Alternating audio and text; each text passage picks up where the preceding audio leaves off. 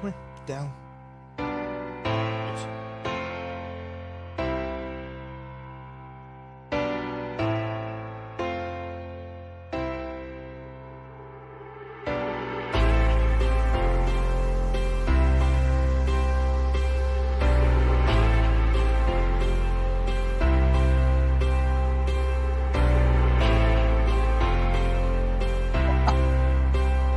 Hey, Jeff. Hi. How you doing?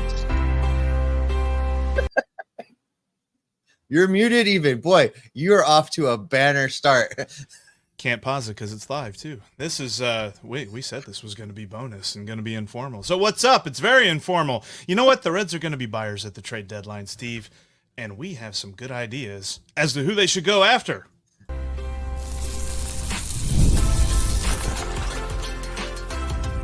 You are Locked On Reds, your daily Cincinnati Reds podcast, part of the Locked On Podcast Network, your team every day. You are Locked On Reds, your daily source for all things Cincinnati Reds. I'm Stephen Offenbaker, and that guy pushing all the buttons way too early over there is Jeff Carr. We love baseball. We love these Cincinnati Reds, and we have taken our love of the game. We've taken our love for this team, and we have turned it into information for you. Locked On Reds is part of the Locked On Podcast Network, your team every day. On today's show, should the Reds be buyers? Should they be sellers? What's going to happen at the trade deadline? We're going to talk about some potential targets if the Reds are buyers. We're going to dig into who we would like to see the Reds go out and get. And we're also going to talk about players that we think the Reds should stay far, far away from. And I think in Jeff's case, he has an entire organization that he thinks the Reds should stay far, far away from. We're going to get into all of that on today's show, which is brought to you by Tax Network USA. Did you know that it's never too late to resolve your tax issues with the IRS? Don't wait. Reduce your tax debt and get help from a team of licensed tax professionals. Call 1-800-549-1000 or visit tnusa.com/lockedon. All right, Jeff, this is everybody's favorite topic, right? When you start talking about trade possibilities, everybody fires up the old trade generator and sees what they can come up with. Some of them are realistic. Some of them are very, very unrealistic. Some of them are, out of the guild of player A for the Reds. We'll take an example that's near and dear to your heart. Will Benson. Will Benson's terrible. We should trade him for Mike Trout. Yeah, nobody is doing that deal. So some of them are those, but a lot of the times you see the trade proposals that come from the comment section that are very good and thoughtful. So I'm kind of looking forward to this. Yes, and not due to the informality, but the informality is evidence that we are live today. So if you jump down in the comments section, love to hear your thoughts on the trade deadline. What should the Reds do? I'm going to tell you this. The tea leaves look like they're buyers. Every time Nick Krall talks to somebody, it's either we're buyers or this is what we got to do to be buyers. And what they have to do is not really that hard. So I think that he is looking. I think that he is, trying to see exactly who is selling, which is really the hard part. And then he is trying to figure out what it will take to get those players. And I kind of want to start first because you're right. I do have an opinion as to who the Reds should stay away from. But I really feel like, hey, Jeff, breaking news, the Cincinnati Reds have optioned Jacob Hurtubise to AAA Louisville and brought to the major league roster. This worries me. Catcher Austin Wins. So we're going 3 catchers. Guess they're going to DH Tyler Stevenson a lot more then, huh? Maybe so. They've also, to make room, have designated Connor Capel for assignment. Interesting. I felt like they didn't really give him. They must know what they know about him, and they don't want to see anymore. Interesting move. I kind of felt like Jacob. So not to sidetrack our trade talk, but right, I do want to let's spend a second on this 3 catcher situation. It didn't work last year. I didn't like it, and of course, of all the things from last year that were great that we're not doing, the one thing that we're gonna do is the thing that didn't work. Right, 3 catchers. Oh my goodness, this is a bit of a throwback. And it's interesting because the Reds have already played a couple of games where guys have been unavailable or they just haven't used guys off the bench. And so now they're essentially resigning that guy. Tyler Stevenson must be doing a lot more DHing then. That's what I take away from this, because to have 3 catchers, and apparently, and the other takeaway from this as well, Steve. So he's going to DH more, and try as we might, try as you might, try as I might, to try to convince David Bell. He just won't listen. He believes that the Reds have a catcher 1A and a catcher 1B. Well, catcher 1B is Luke Maile, and on the season, 0.3 in WAR. The slash line, Jeff. 198, 301, 296. He's got 2 home runs on the year. Defensively, he's just fine. I've got no problem with him out there defensively. Problem is bringing up a 3rd catcher so Tyler Stevenson can DH. Great. That gets Tyler Stevenson's bat in the lineup more, but that gets Luke Maile's bat in the lineup more. So it's a watch for me. That's not an upgrade. Tyler told us to our faces live and in living color that he wants to catch and can catch 120 to 130 games a year and be just fine. Let's see if that's true. That's what I'm saying. That's intriguing to me. I wonder too, and this is more just a thought without an answer, but I wonder what they think about their own catching situation if they don't like the kind of progress that Tyler Stevenson has made behind the plate. So this from the comment section, Miss Nikita 1900 says there must be something going on with Stevenson. Do we think that? I mean, I haven't heard anything that leads me to believe that Stevenson is hurt. So there's been no reports and there's been no quotes, but Miss Nikita has a point when you consider the fact that in the 8th inning of that game in Pittsburgh, Luke Maile came up with Stuart Fairchild on second base, and they opted to leave Tyler Stevenson on the bench.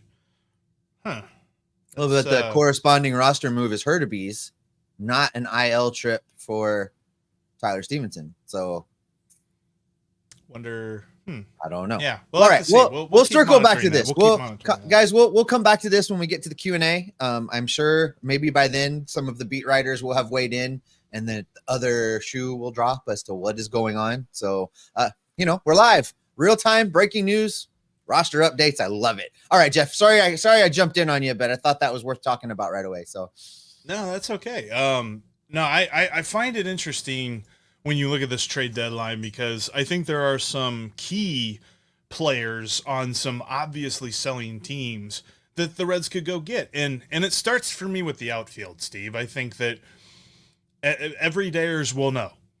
We have said since last October that the Reds need a right-handed power-hitting outfielder. They had chances to do that in free agency. They had chances to do that really after the season began. I mean, Tommy Pham was a free agent on opening day. Of course, now he plays for the Chicago White Sox, but that's neither here nor there. They kind of passed on so many opportunities to get that guy, but now they need to go get that guy. They need to make a trade. And there are some options out there, and I've said it before, it's Brent Rooker. Go get Brent Rooker. He's 29 years old. He is hitting pretty well. I mean, his batting average isn't amazing, but his slugging percentage is good. It's above 500. He's got a pretty decent on-base percentage. And if you go get him now, he would lead the team in home runs. He would be the home run leader for the Cincinnati Reds if you acquire him. And on top of that fact, I mentioned he's 29 years old. He does still have a few years left to control, but he's not a guy that if you set down Billy Beane and be like, all right, who's going to be on your team when you get to Vegas? I don't think Brent Rooker's on that list. So you could be like, all right, let me give you somebody who will be. I'll trade you a prospect who is ready in like a year or two or something like that.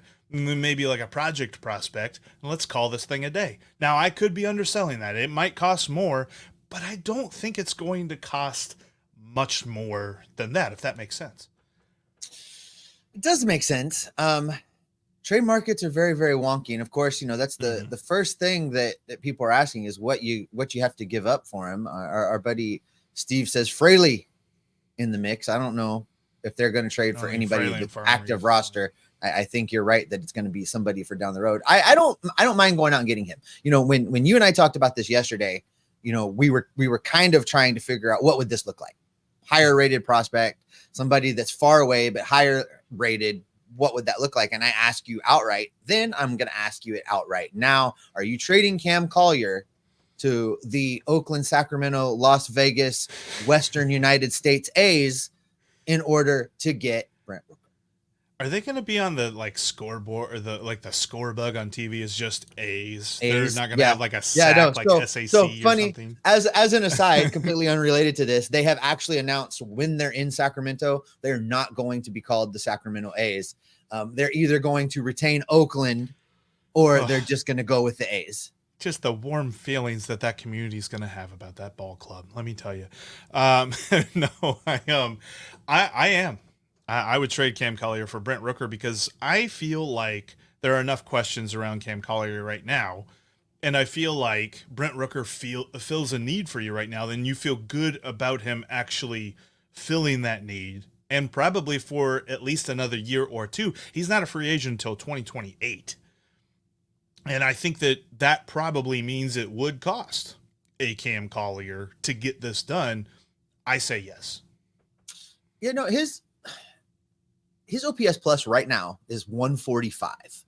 Slash line 260, 340, 507.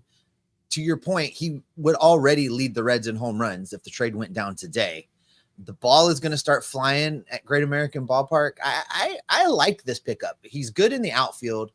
He strikes out a lot. And that used to be the be all end all. That's the thing we looked at, right? But Right. if you're he's leading the league in strikeouts at 90. However, he's hitting 260, 340, 507 with a 145 OPS plus. I don't care how many times he strikes out. That is an upgrade to this offense. Like, I'm fine with that. He's a 3, and he's not even really a 3 true outcomes because he has 13 home runs, but he has other hits as well. It's not as if he only hits home runs. And last season, he did have 30 homers, and he was an all-star. So I really think that would be probably the guy. So Carrick says he doesn't think Collier would be near enough to get him. And I asked you this yesterday when we talked about it. It's going to take that plus. What's the plus? What else on top? Let's say we're starting and we're building a package and we're starting that package with Cam Collier. What else are we giving? Are you throwing in a Chase Petty? Are you throwing in a Connor Phillips reclamation project? Are you throwing in, what are you adding to Cam Collier in order to get this deal done? I wonder if you could do, because think of the rubric for what they got for Sean Murphy and a couple of, and what they gave up for, they traded Sam Maul for Joe Boyle.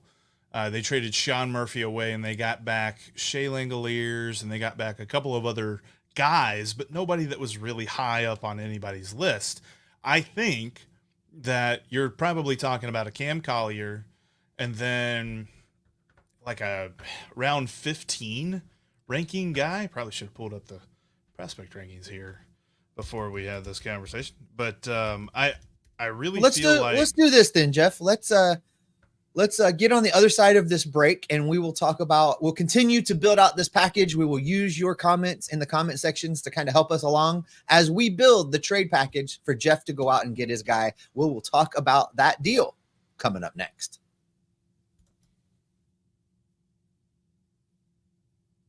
You know that confidence boost that you get from having a great outfit on? I know that all the time. And it's not necessarily because I've got the most style, which, I mean, I do. Sorry, Steve. I win there. But it's because Stitch Fix helped me out. Stitch Fix is the website for you when you're looking to upgrade your wardrobe. Because quite frankly, until I heard of Stitch Fix, all my style was based on my team. That was what I wore, and a little bit of geeky stuff as well. But Stitch Fix is going to help you look nice, but also be comfortable at the same time. You got to check out Stitch Fix today by going to stitchfix.com/MLB, and you'll get $20 off. Again, that's stitchfix.com/MLB to get $20 off. My stylist always sends the right pieces for me, and they can help you upgrade your wardrobe too. Go to stitchfix.com/MLB. You'll get $20 off, and you're going to have that style that makes you feel as good as you look. Stitchfix.com/MLB. Must redeem within 7 days of sign up.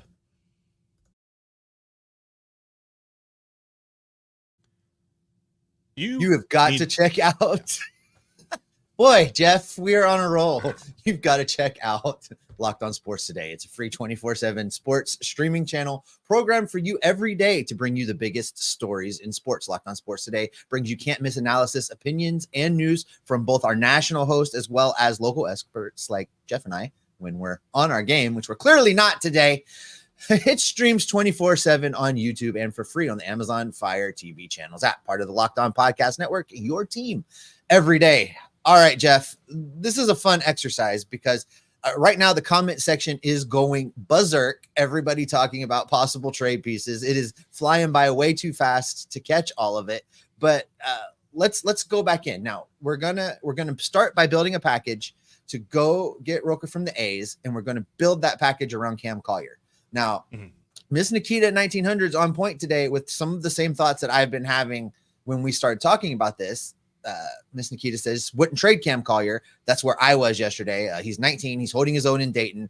Feel better about trading a Sal Stewart or a Reese Hines. I do too, but I don't think that's going to be enough to make it interesting, to make it spicy enough to get it done. So while I would like to keep Cam Collier, because I put it to you like this, Jeff, yesterday when we talked about this kicking around the show idea, that Cam Collier's kind of in the place, think Ellie De La Cruz for Daytona.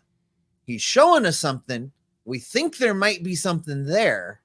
We need to see a little bit more to see if it's just a fluky baseball thing or a level thing, or if this is who he truly is. But we're going to need more time to find out who he truly is. So it's a risk, right? It's a risk, but it's also a risk. It's also a risk in keeping him because maybe he's not that guy. So I have landed in the place of I want the Reds to win now. They have an opportunity. They have a window, and it costs something to get something good. It costs a good player to get a good player back. So I'm okay with it. So let's start building this package around Cam Collier. And I agree with the Cam Collier that it begins with him. Like Miss Nikita makes a point. Like I would feel a lot better if Sal Stewart and Reese Hines were involved in this trade as opposed to Cam Collier. But I'm kind of closer to where Carrick said, where it's not enough, because you will need more. You're not just going to get a 1-for-1 deal with this. But I think Cam Collier, and then I would add in, let's go with Lyon Richardson, and I'm toying with the idea of either sending them Blake Dunn, touting them as a guy who's ready now, or sending them Ariel Almonte as a guy who has shown some upside. I mean, there's a vast difference between those two guys, but he has shown some upside, but he's a ways away. The thing for me is going to be, what is Oakland's timetable for when they want these prospects? I'm going to definitely be paying attention to what, different interviews and different writers are talking about around the A's there. But 3 years away from Las Vegas. Is that right? 4 years away? I think 4 years from Vegas. So yeah, they may not be trying to contend when they're in Sacramento. Correct. Might be trying to keep that overhead real low. So you could see a deal that involved higher ranked prospects, Cam Collier and his peers, and then maybe a player to be named later. So you buy another year. I'm not sure what you would do there, because I don't see that Oakland's going to try at all between now and the time they get to Vegas. So so maybe we're coming at this the wrong way, Jeff. Maybe they would accept major league or near major league ready guys right now that they can flip, that they can put other packages together for, in order to bring in more prospects and kind of Tampa Bay the whole damn thing until they get themselves to Las Vegas. We could do that. I can see. Yeah. Okay. So let's say, all right, we'll put the offer together of Cam Collier, Blake Dunn, and Lyon Richardson. Okay.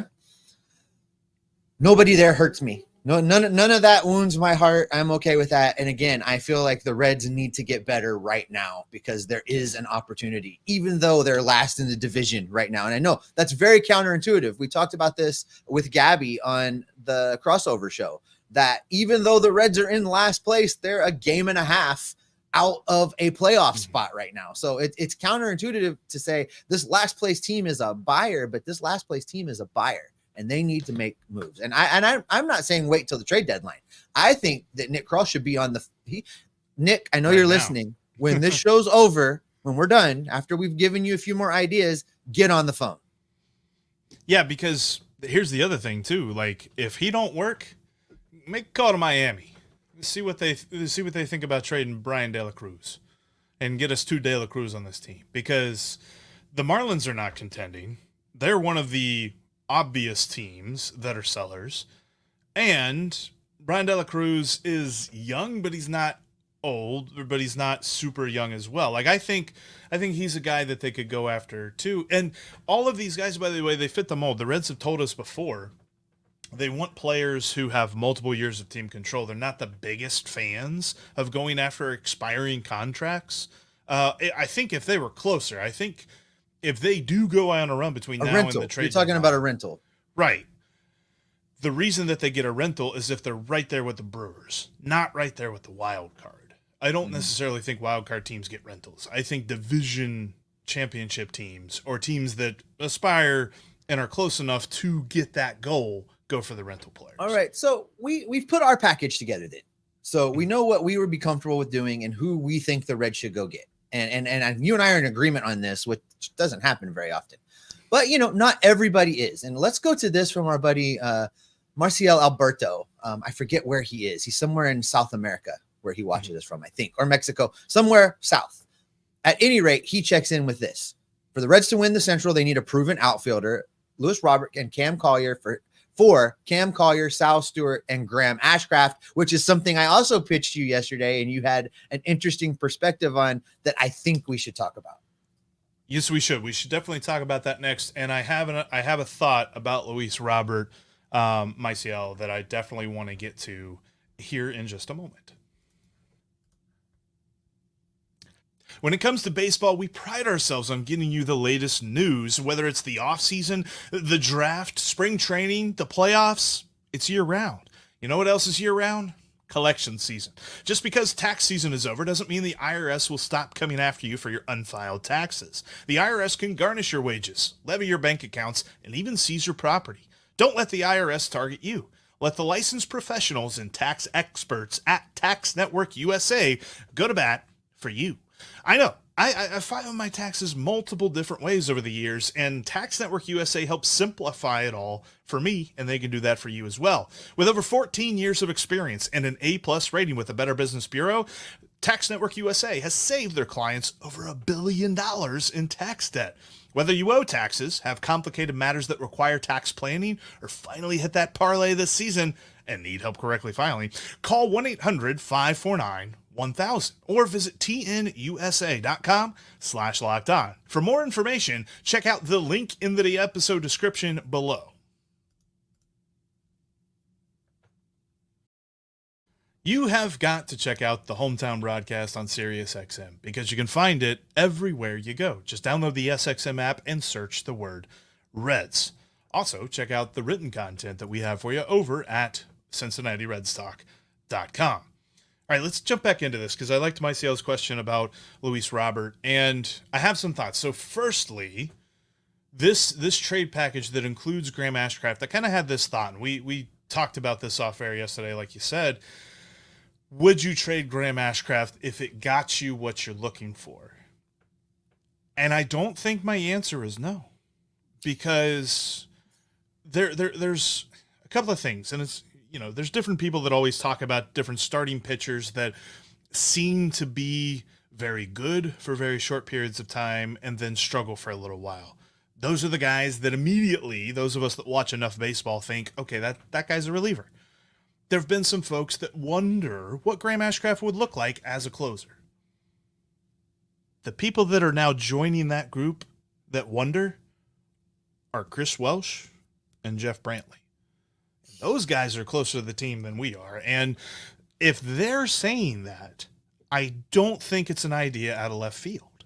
Well, they've both talked about it on air. And when you and I were like, that instantly sends off big red, not red flags, but it gets my attention. It's got shiny lights flashing. And yes, because for them to both be talking about it on air, conversations are happening in the background. That's the only way to perceive that. They did not independently arrive at that and both decide to be the cutting edge presenter of information and go with it. I think those conversations have been happening in the background for a bit now, and it wouldn't shock me if those conversations are happening with people within the team. for those guys to be talking about that and speculating about it on air. What will be interesting, we're going to have to start paying attention, is does Louisville continue to use Graham as a starter, or does he make relief appearances for them? If they bring him out of the, he's been good as a so starter far in he's Louisville. started. Yeah. So interesting to something to keep an eye on, because I have been like anti-move Graham to the bullpen because I still think he has something to offer as a starter. But for the purposes of this conversation, would I trade him? In a heartbeat? I am not wedded enough to Graham Ashcraft to be like, no, that's a deal breaker. We're not doing that. No, trade him. You got to make this team better right now. What that costs is what that costs. Because your plans for him, and this was our conversation, sort of like there's a little bit of a connection to this conversation and the conversation that we had last year about Nick Senzel and why you don't just keep him to be a platoon guy, because the plan was for him to be an everyday guy. The plan for Graham Ashcraft is to be a starting pitcher, to be one of those guys that you rely on every fifth day. And if he doesn't fulfill that, like, how do you walk that back and turn him into a relief pitcher? Like, I really feel like if they are starting to see him more in the bullpen, and if there is someone who would take him and that would get you the deal, then I think I would make that deal. I don't agree with the person that just said trade. Yeah, trade everybody. The comment section is undefeated, Jeff. I love it here. I love it here so much. You guys are great. But thanks for being here live with us. While we got a second to talk about it, click the like button, click the subscribe button. Thanks for commenting and participating in this. These are my favorite shows. I love talking baseball with you guys.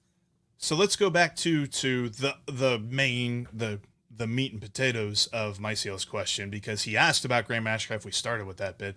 He asked about Luis Robert, and here's why I don't want the Reds to go get Luis Robert, because you got to talk to Chris Getz to get him.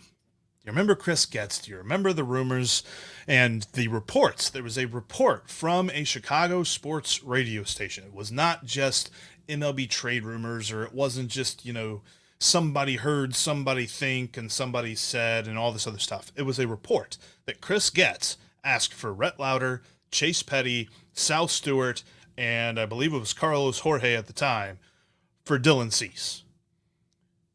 According to Baseball America, Rhett Lauder, number 1 prospect in the organization. Chase Petty, number 8. Sal Stewart, number 7. Carlos Jorge, number 9.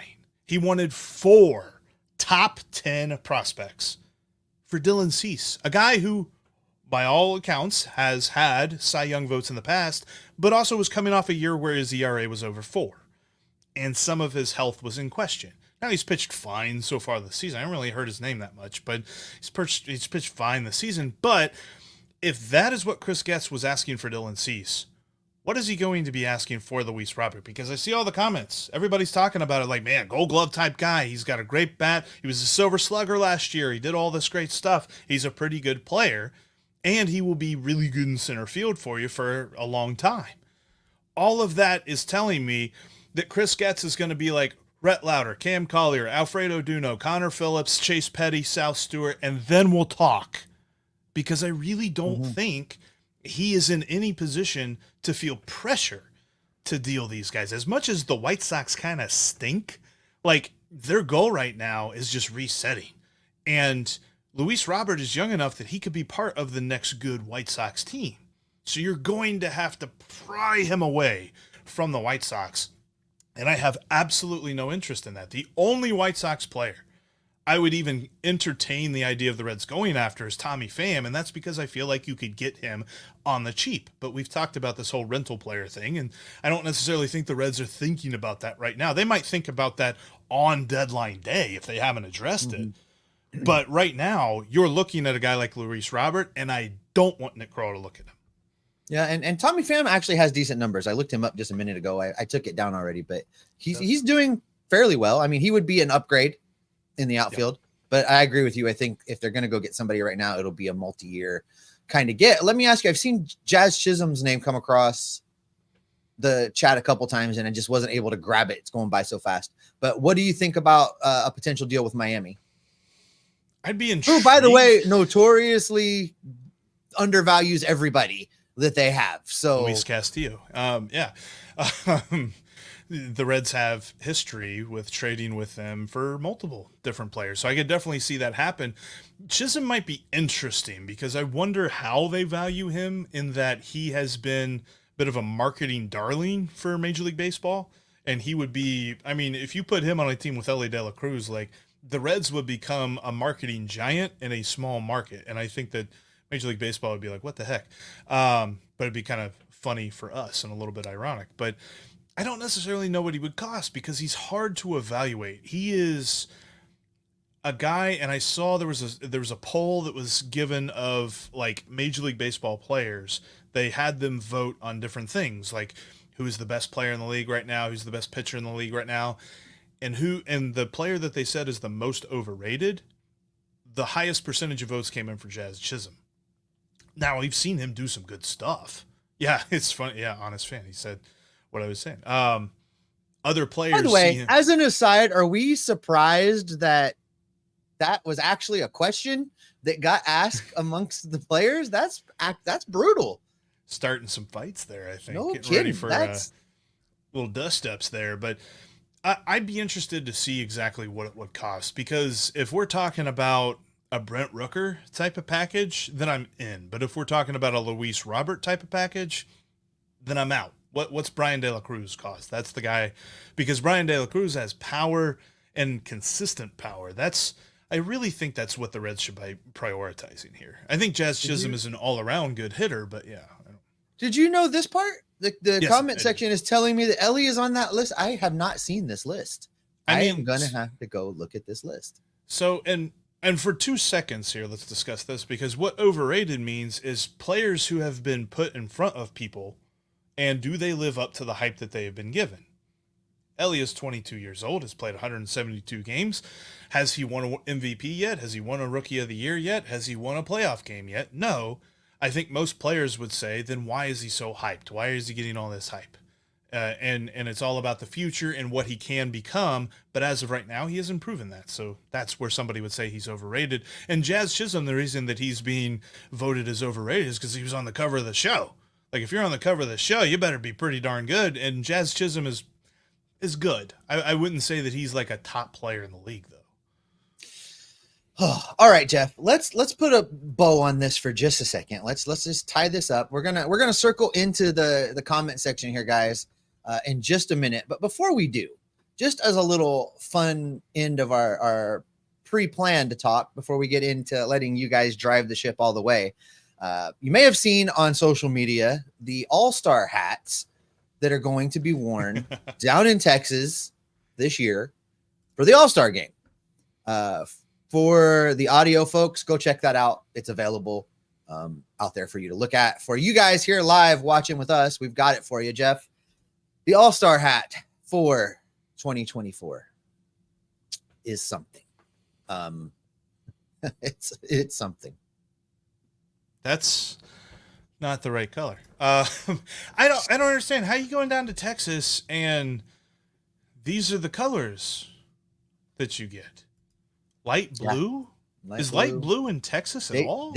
They have a light blue uniform. I believe that it's one of their alternatives, or maybe it's their City Connect. Oh, that's right. They do have the baby blue.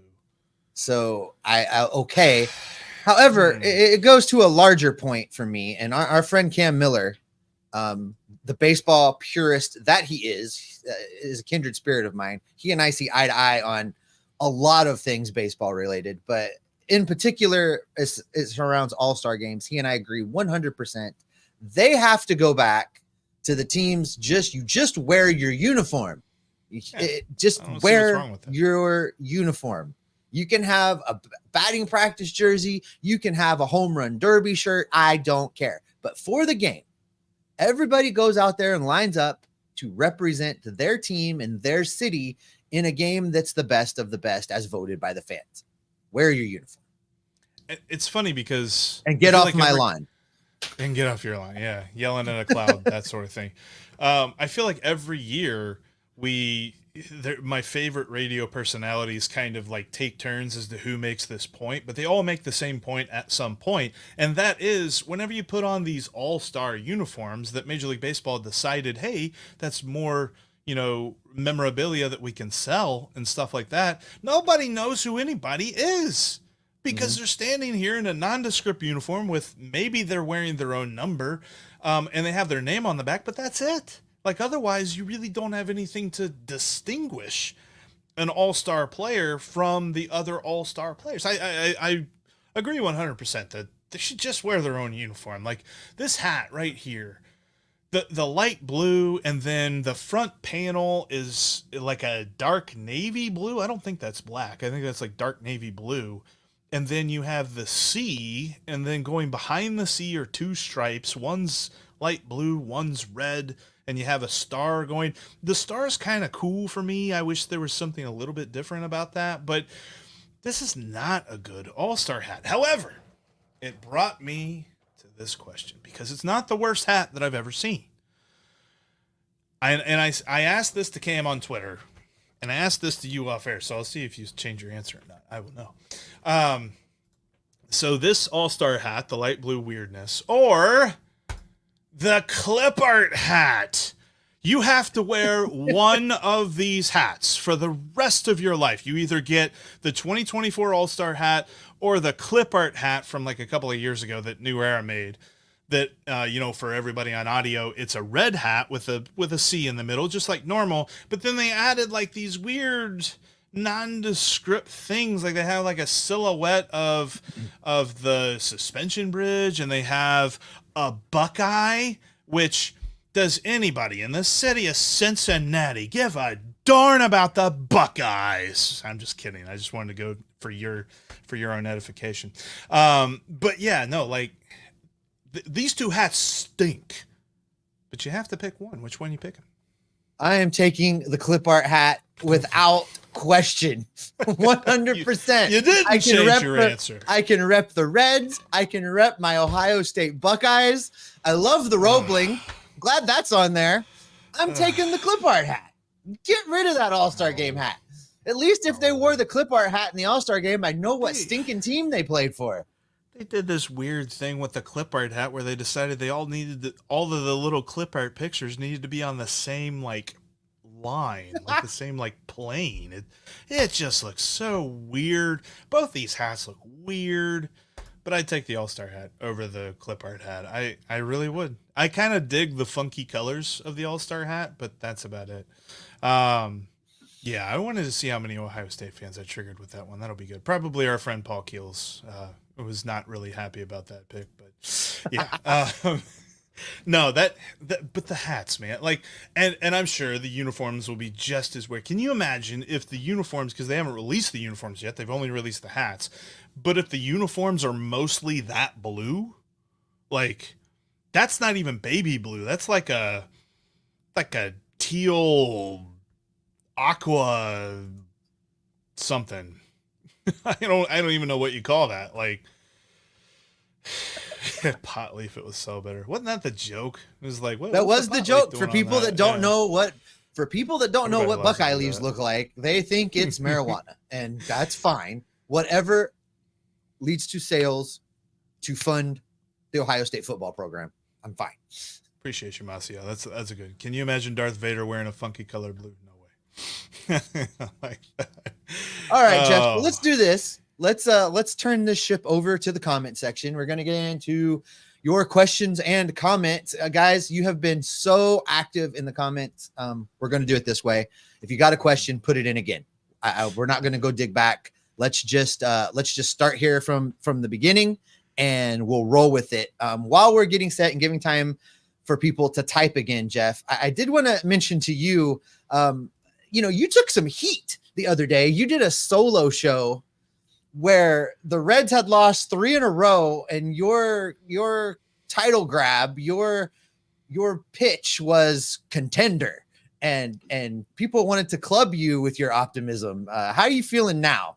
Just, having had a few more days. Nick Lodolo and Hunter Green look like aces. The lineup's going to hit. We're fine. Okay. All right. Well, let's see what we got. Yeah, Jeff was, Honest Fan says, oh yeah, Jeff was getting cooked in the comments on that episode. He was. I texted him, folks. I'm like, oh, you are getting lit up. That was great. do this one really quick.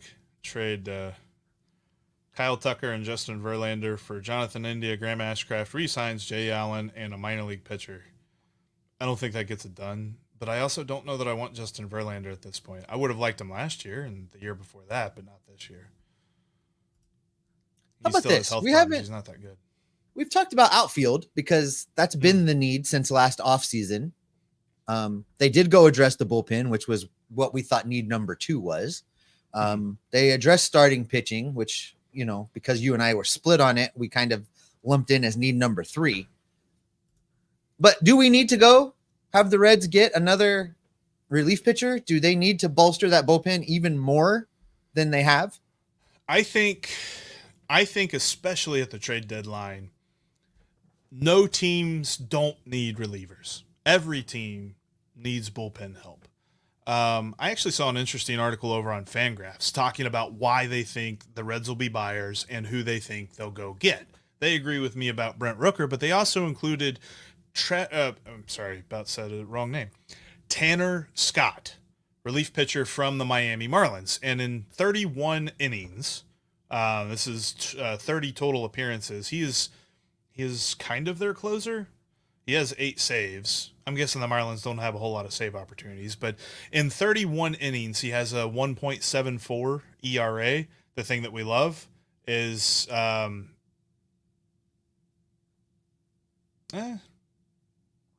don't know now. I just looked at his walks per 9, 4.4. Probably should. Oh, he'll fit right in. He'll fit right in. Don't love that. Can't have some reliever sorry. coming in here showing up Alexis Diaz. I take that back. That's hits per 9. That's 4.4. Walks per 9 is 6.1. Never mind. Oh, Tanner Scott.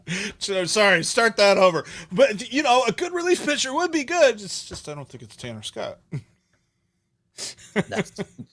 Woo, Jeff. I mean, Mason, I've seen this name. I've seen a lot of people talking about Mason Miller from the Oakland A's. This is the other side of the Brent Rooker conversation where I do think Mason Miller is going to be there for a while, and he is going to be a factor for the A's for a while. So I don't think they'd be trading him. If they trade him, it's going to be for a huge package. I'm pretty intrigued for a deal with Miami. That has always worked out well for the Reds. And the fact that whoever is doing the talent evaluation down in Miami just seems to always accept deals that are lower in prospect capital than what you would expect to see. So I would like for Nick Krall to go in there and pull a fast one.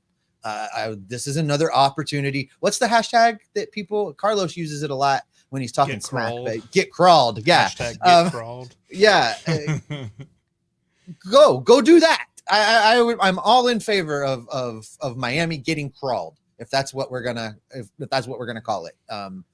And maybe there's a potential, Jeff. I don't know what you think about this, but maybe there's a potential to go get the other battered and abused team in the National League, the Colorado Rockies, and maybe just get one of their best guys. I'm trying to get to the page right now to see who I would target specifically, but these are teams that are always going to be willing to listen to an offer, and because they're so bad, are going to want to make it look like they're doing something. And maybe you could get a package put together and do something. Beeks is their closer, 3.50 ERA. He only has 6 saves, probably not a lot of save opportunities in 36 innings. 4 walks per 9. It's Colorado. I don't care. If you can get him for value, I say go out and get a guy. He's a lefty, so he throws left-handed. In Colorado, as bad as they've been, he's almost 1 for WAR. I could live with this, but his strikeouts per 9 are at 7. I think you could cut his walks down, getting him out of Colorado. This is a guy that I think you could target. Maybe, I don't know. That's a tough one. I mean, I could see that being an interesting idea. There's not really a whole lot on their pitching staff that intrigues me. They got a lot of guys with really high walks plus hits per innings pitched on that staff. I'd be a little bit interested in Brenton Doyle, but I don't think they're parting with him because he's really young.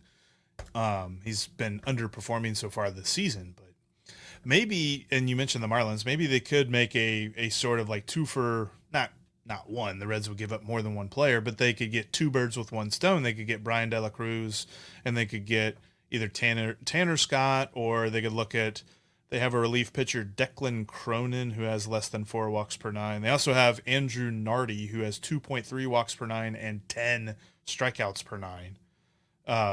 Pretty good mix there. Their ERAs aren't like spectacular, but like Andrew Nardi, he has a 5.2 ERA and a 2.7 FIP.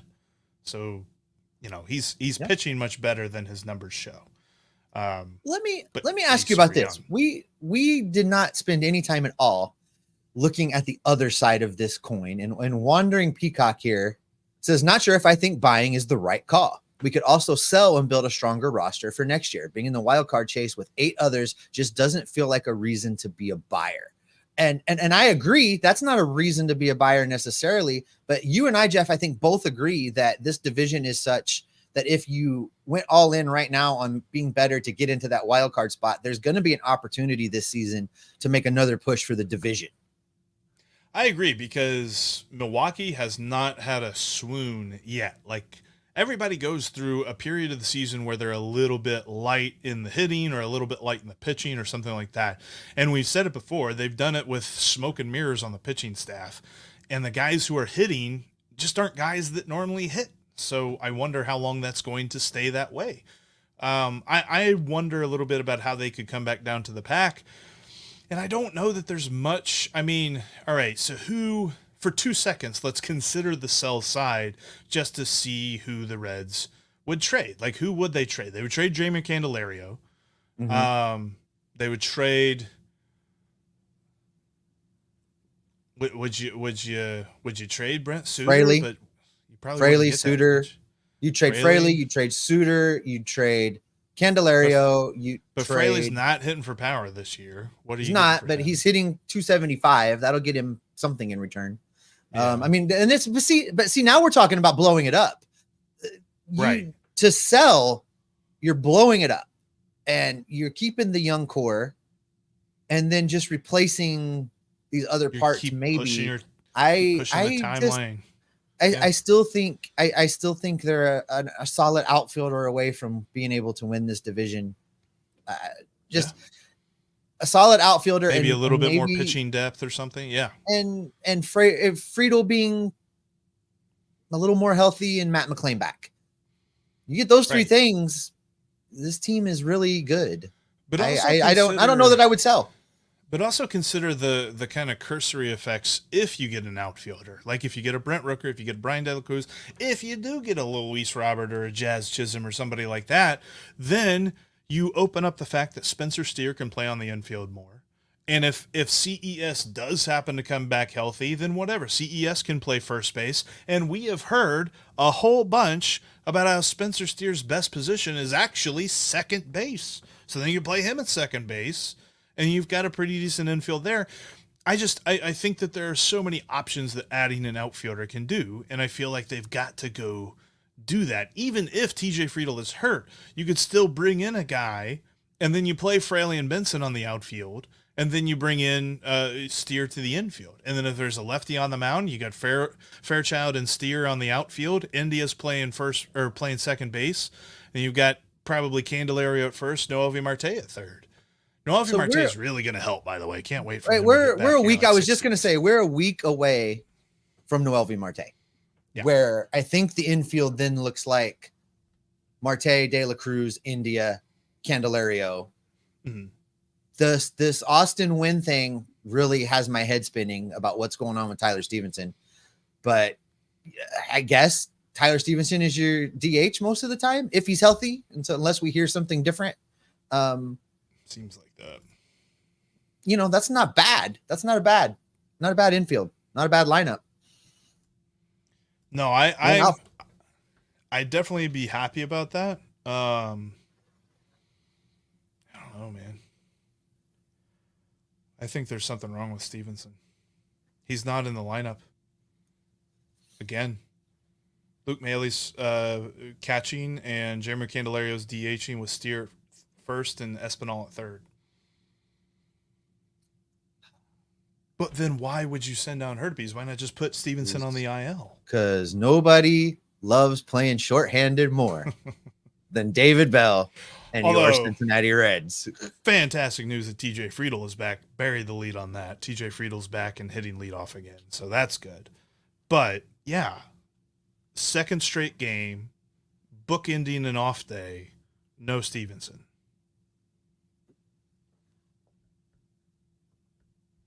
It's something's wrong. It's this team in the way that it handles medical and we it's just I don't know. I'm not going to go down. It that will rabbit always hole, but perplex it bothers me. It'll always perplex me for sure. Jeff, is there a catching prospect that is worth a hoot in the minors? This from Drock0320. There's really not. Maybe in Dayton. No, you got to go past Dayton. Alfredo Duno is the top-rated catcher in the Reds farm system, and he's 19. So he's a ways away.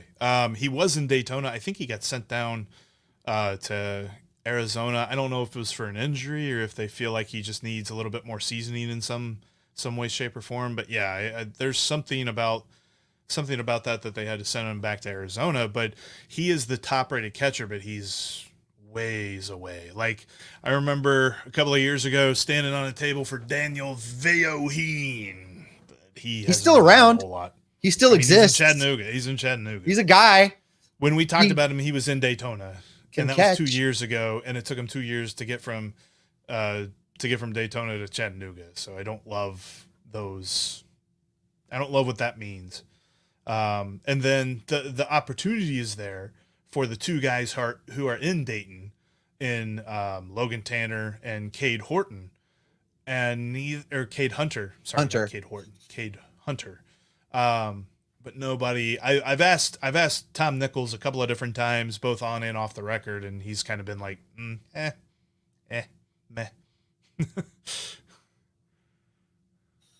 Sorry, I'm reading at the same time. A lot of the coaching staff hate. You and I went pretty hard at David Bell last week, and I think deservedly so. We haven't really gone hard at is any of the ancillary coaching staff. We haven't talked about the hitting coach. We haven't talked about Derek Johnson. We haven't really heaped a whole lot of criticism on anybody else other than Bell. Question is, should we? Should we be going after Pickler, who by all accounts is a big part of what these lineups and their construction end up being? We haven't gone after those guys, and maybe we should. I don't know. It's hard to say, like, should we fire the pitching coach? Should we fire the assistant hitting coach? Should we hire the hitting coach? What I don't know with the hitting side of things is, all of baseball as a whole, batting averages are just in the tank. They're in the toilet. So it's the lowest OPS, like, I think almost ever, like since the dead ball era, at least. Is that the fault of the Reds hitting coach? I don't think it is. Are the hitters doing what's being asked of them, and then this pitching is so good that this is what you get? I don't know, but I think that there's. But David Bell's the easy target because he's at the top. I've been thinking about this a lot because, yes, it's easy to look at an underperforming team and say, well, there's something wrong with the manager. Maybe there needs to be a change. But the Reds are so corporate in the way that they handle things. Like, there's so many different inputs and so many different points of information that they use to make any given decision that if you remove one guy, you don't change their philosophy. You will remove that guy, and then they will find another guy that fits the mold of the guy that they just got rid of, because you're not going to rebuild your organizational philosophy mid-season. Maybe they look at this during the offseason and they figure out, yeah, we need to make some changes and restructure things and all that other stuff.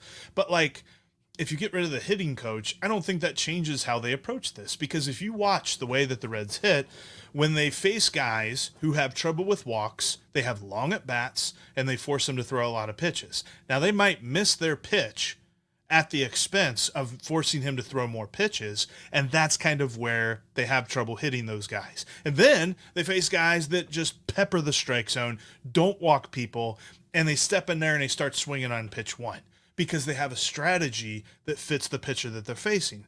but I think sometimes that strategy just overthinks things.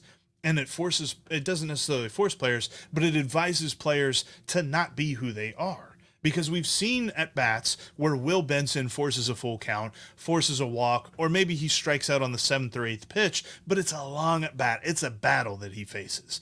And we've seen Will Benson strike out on 3 pitches and not look competitive on any single one of those pitches.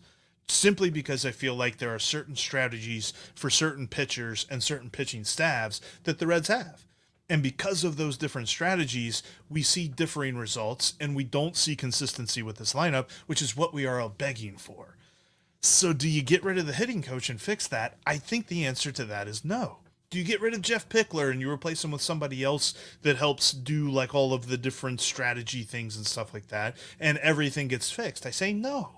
I don't think there's any one guy that you can remove, and you're not going to see a systemic, like, just letting go of coaches. I've never seen. Like, you got to be a really, really bad team, and even then, you might see 2 coaches get let go. Like, I think this is one of those things where, not to get too nerdy with it, but I kind of think the way that the Reds approach baseball strategy is very Borg-like. It's a collective. It's not a one guy makes the decision. Wow. Borg. Okay. Just saying. No, I find agree the with flaw. you. Find the flaw. I agree with you in as much as replacing any one of those coaches right now doesn't move the needle. Firing David Bell might move the needle, might not. Depends on if you replace him with another David Bell. You know, do you just promote Freddie Benavides? That's not going to move the needle if you fire David Bell. So let me give you a counterpoint on this. Who would we have said over the last couple of years is either the best manager or one of the top 3 just best Craig managers Counsell, and he's trash right now. Right? Craig Counsell's one of the best managers in Major League Baseball. They add him to the Cubs. The Cubs are like, let's go. We're winning the division. They're in last place. The manager That was a good doesn't point. have that big of an effect. It just doesn't. That was great. Here's a fun one from Luke. Would the Reds be the number 1 seed if they had Aaron Judge? No, they would not be better than the Phillies and the Dodgers. They would, however, They'd be better than the Brewers. be better than the Brewers. So, Yeah. you know, we're They'd not be better talking than the about Brewers. right now. Right now, we're not talking about, you know, winning the most games in the National League or winning the most games in baseball. We're talking about putting together a team that can make the tournament, that can make the postseason. Because just ask any Arizona Diamondbacks fan, what can happen if you just make the playoffs? You can find Right. yourself playing in the World Series. So the moves that we're talking about the Reds making are moves to get them in contention to make the postseason where anything can happen. Because I'm telling you, a playoff series that features you running Hunter Green and Nick Lodolo out there 1 and 2 is a playoff series that you can win. No, I 1 and 2, and then you really kind of look at probably Andrew Abbott for game 3, but then you've also got the ability to maybe use Frankie Montas out of the pen, maybe use Graham Ashcraft out of the pen, and this is before the whole like considering whether or not he's a bullpen pitcher. I'm just saying, like, in the playoffs, certain starting pitchers that don't start become bullpen guys, and then you've also still got Nick Martinez, and you've still got Carson Spires and all those different players that you'll be able to call on as well. Like, this team is going to be so dangerous should they make the wild card. And to the point, and I forget the guy who commented, but the commenter who said that just because you're in the wild card race doesn't mean you should be buyers. I disagree with that, because the Diamondbacks gave you the blueprint. The Diamondbacks went and got, which was still strange to me that this happened, but the Diamondbacks went and got the Mariners closer last year.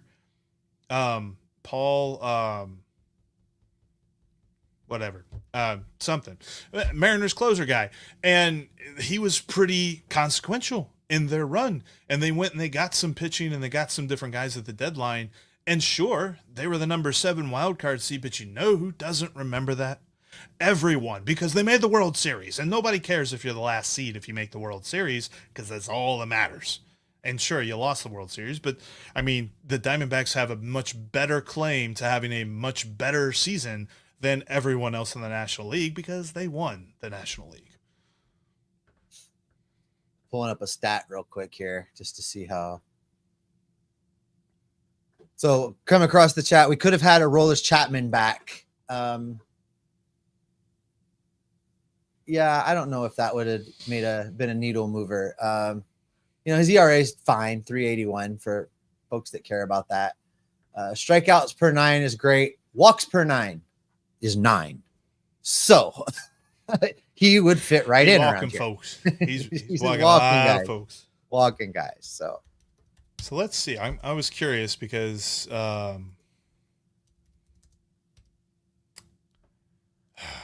so the person that said if the Reds had Aaron Judge, would they be the number 1 seed? Mm-hmm. It's our buddy Luke here in the chat. So Luke said that. So going back, curious. Aaron Judge was picked in 2013. He was a compensatory pick by the New York Yankees. So there were 31 picks ahead of him where people could have had him. That year, the Reds picked Phillip Ervin, 27th. Ooh, Phil. 5 spots before Aaron Judge. I was curious as to who the Reds got in 2013 instead of Aaron Judge. But that's the thing, right? Like that's one of our favorite things to do with Major League Baseball is that you look back and you're just like, well, how many teams had a chance to pick Albert Pujols before the Cardinals got him? How many teams had a chance to pick Derek Jeter, the Reds being among them, before the Yankees got him? Like different things like that. We always love doing stuff like that. But it's kind of funny to look like they could have had Aaron Judge. Well, that's the frustrating thing about baseball. I mean, even the upcoming draft where the Reds have the number 2 pick, you just never know. You hope that a guy's going to pan out, but you just never know. And he may pan out later. We have avoided the Nick Senzel conversation for the most part, but sometimes you just need a change of scenery in order to make things work. And you get to a place where you start doing some better things. Nick Senzel has 6 home runs and is at times played really well. OPS plus of 107. You just never know. So I think that's why it's safe to say if they can trade for, some of this prospect depth, young prospect depth, and go upgrade this team. I want this team in the playoffs this year. I agree. Oh, that's interesting. You mentioned, you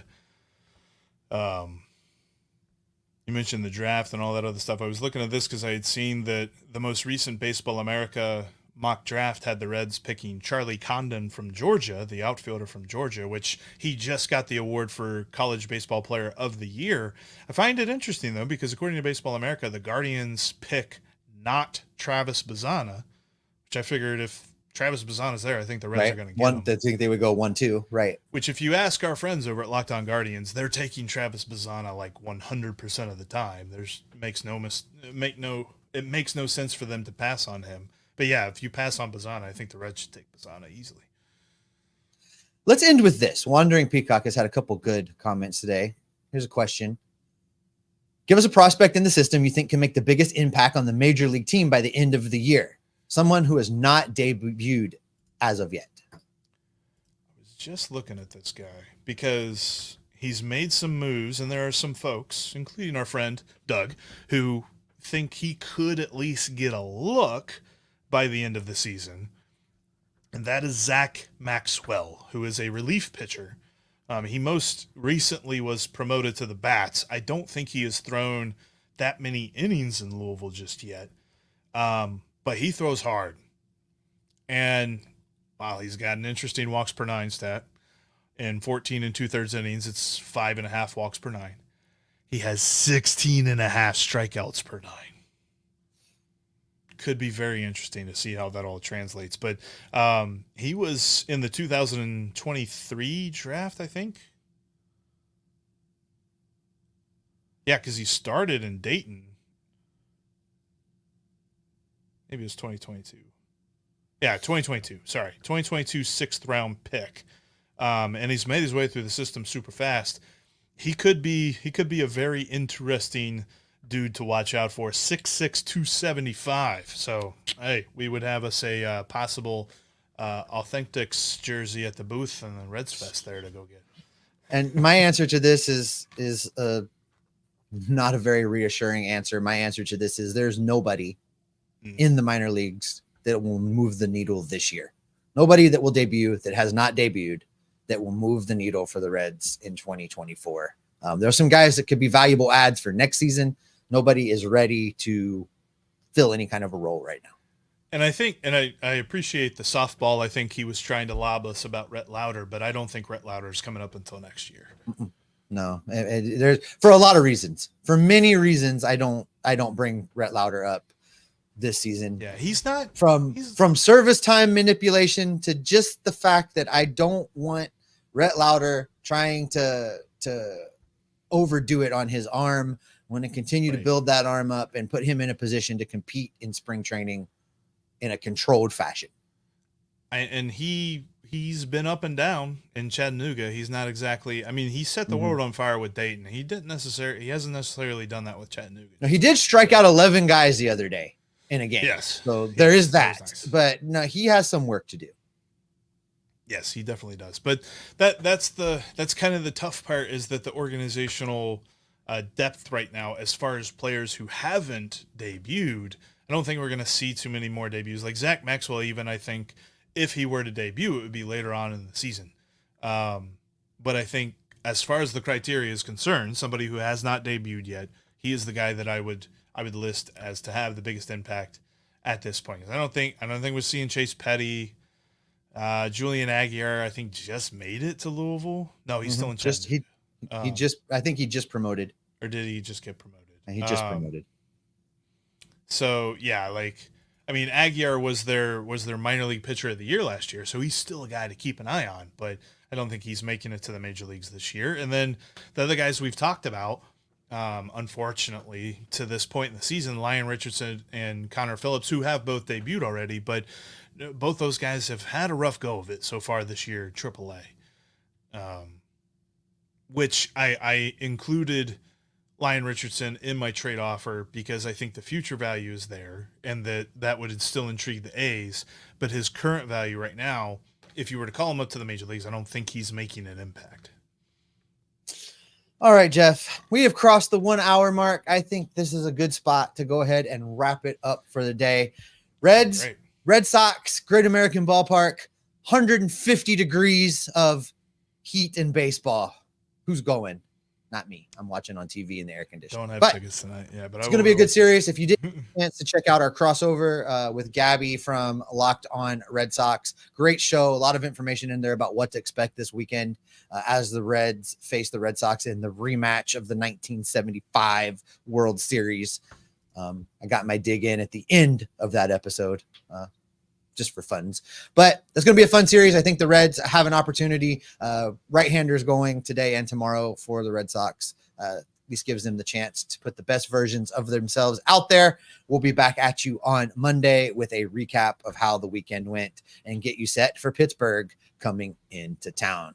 Until then, that's going to do it for this edition of Locked On Reds. For Jeff and myself, make sure you click the like, the subscribe, the notification bell. Tell your friends, teach your grandma how to use the internet. Get us more listeners. We love talking baseball with you. We'll be back in your feeds on Monday because we love talking Reds baseball with you each and every day. We'll see you next time. 6 more days to Noelvi Marte. Or 6 more games, not days, whatever. Time is a construct.